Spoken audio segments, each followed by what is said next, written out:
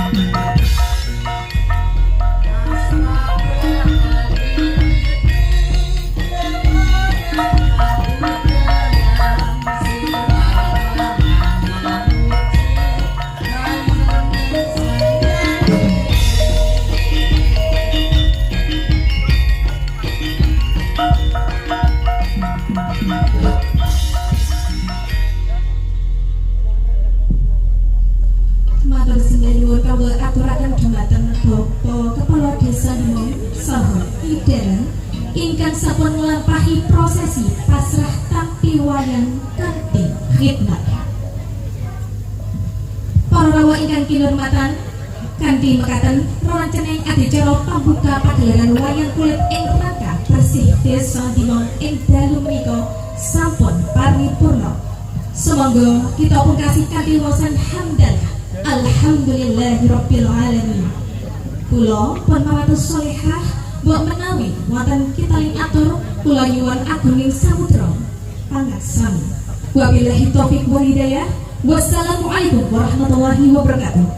Para pademet Ringgit Purwa ingkang kula hormati, semoga sesarengan kita mersani pagelaran Ringgit Purwa kanthi lelampahan Wahyu Purba Sejati.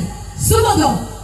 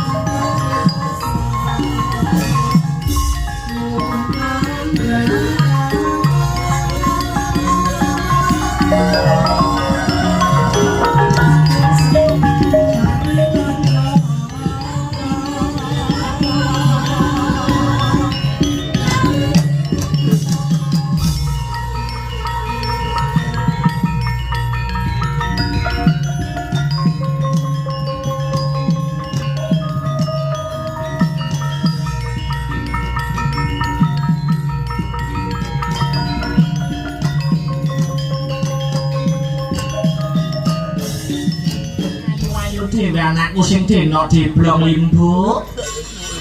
Ana dawuhmu timbalan apa mak nimbali karo anakmu aku nganggo leren nganggo ambekan ora ketang sawetara ya nok nggih ngesokake dawuh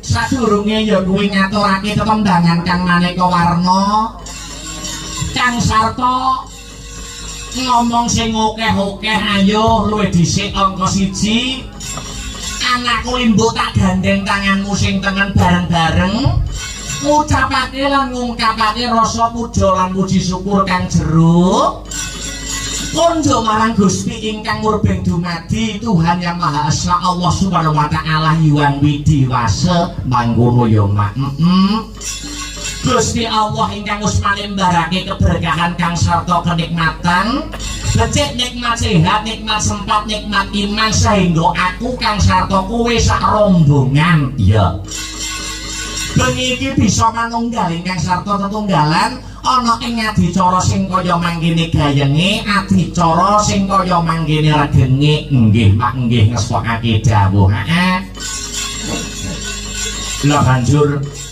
lah banjur bengi iki mengeti adicara apa mak piye bengi iki dalam rangkaian acara opo iki ngene ya nok piye adicarane kaya adat saben sing wis-wis mangkono adicarane adat saben sing wis-wis acarane apa mak anakmu limbuk nyadong dawuh adicara bengi iki tidak lain dan tidak bukan iya ya kuwi wujud syukure para warga masyarakat iya ingkang lenggah ana ing desa Ndimong ya Kecamatan Madiun Kadipaten Madiun iya dibingkai dalam rangkaian adicara bersih desa utawa sedekah bumi ana uga sing ngarani nyadranan mangkono dadi iki adicarane sedekah bumi nyedekahi bumi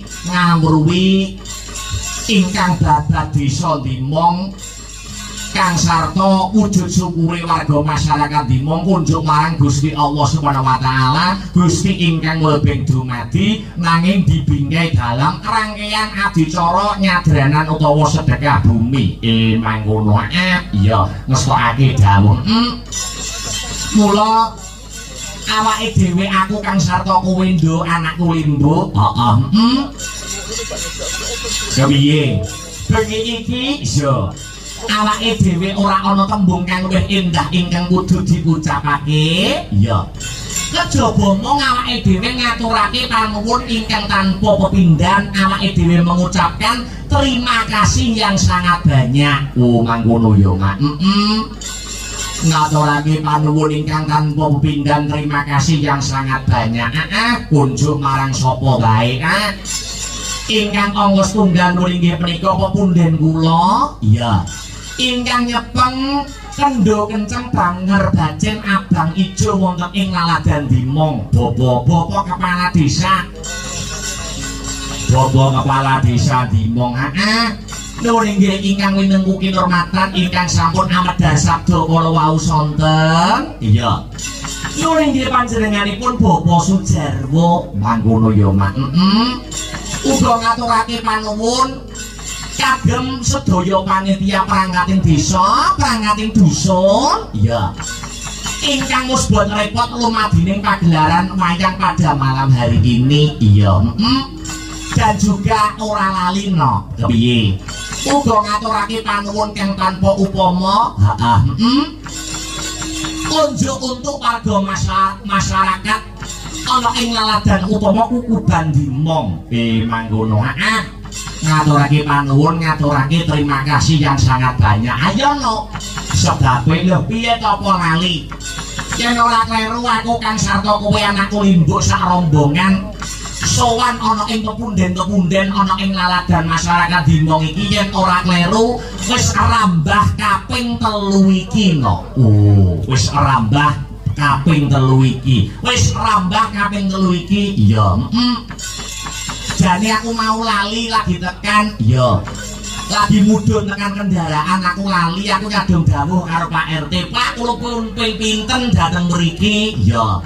Pak RT dawuh Mas Akbar sak astrabratane yen ora kleru pentas ana ing Laladan Dimong wis rambah kaping 3 iki. Oh ngono aku lali dielingke kelawan Pak RT. Oh ngono mula ternyuh sajroning atiku no. Oh ternyuh rasaku ternyuh pikirku. Ngono awake dhewe sing wong liya wis dianggep dadi sedulur. Wong liya pancing dadi sedulur. Seduluran karo para warga masyarakat Dimong. Iya wis ora ana jurang pamisah ing antarane awake dhewe Sanggar Seni Astabrata lawan para warga masyarakat ing Laladan Dimong. Iya ternyatane ya wis ping 3 iki sowan ana rene. Saking senengku, saking bungaku, saking terharuku, saking rasa ternyuhku no. Iya aku mau matur lumantar Pak RT. Matur ning Pak RT yang juga menjadi panitia pada malam hari ini. Mangkono biung matur karo Pak RT. Aku wis matur karo Pak RT. Nek mau matur piye Pak RT? Kula pun seneng, kula pun bungah, kula pun marem saking rasa trenyuh kula Pak RT. Awit gandeng kula niku rene teng Dimong niku pun dianggep keluarga dhewe. Ya awake dhewe sama rambah kaping 3 sowan ana ing desa Dimong. Ya aku matur ning Pak RT ora ujar ora kaul. Ya besok desa Dimong bakal tak gratisi wayangan nek wis nanggap aku ping 100 no.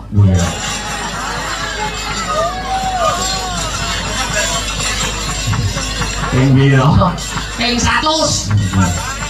Ya mudar kuwi kan. Ya maksude iki genti anu sing apa iki nanggung akibate putu-putu usuk. Ya. Nek sing anu lho ya, nek sing neruske jeneng keturunanku besok ya. Lah besok nek Dimong nek pengen ayem tentrem dalane Mas Akbar terus, nek Mas Akbar wis ora ono sok genti anakku turunku. Oh ya. Iya, kudu didedikasi ngono lho. Wis ya. Iya ya, Mam, sasiden-sidene anak-anake ora ya. Iya.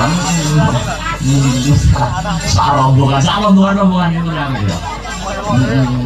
Sarombokan anak-anake ora anak putune besok ya kuwi ya.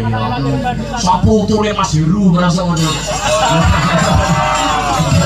Iya ya, Mak ya. Iya meswake dawuh ternyuh rasane ngati.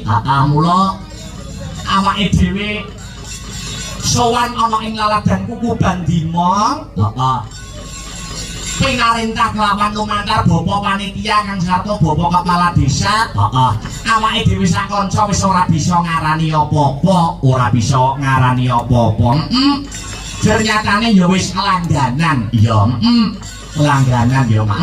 Dadi rega kene kuwi ora kena dipadani desa liyane no. Oh ngono. Mergo wis langganan tur ora dileti dalan liya. Oh. Dadi nek wis langganan terus Astabrata ngono kuwi ya ora ngitung pirang persen tanggah entuk diskon. Oh iya. Tapi nek janji kok Dimong kok keletan dalange ora aku keletan setahun dalange sapa ngono. Ya kadang padake kan jaba no. Oh iya. Ngono ya. Kula kudu terus anak putu buyo cicit. Iya Mak ya mesake dawuh. Wong liya mancing dadi sedulur alhamdulillah wa syukurillah nglumpuke balung pisah. Iya. Ing antarane keluarga besar Sanggar Seni Astabrata dan keluarga besar ing Laladan Dimong. Iya Mak ya mesake dawuh. Dawuh para sarjana ingkang sedaning budi, sapa sing seneng nyambung tali silaturahmi ngraketake tali paseduluran kok insyaallah bakal dijembarke rezekine didawake sing dadi umure. Amin ya rabbal alamin.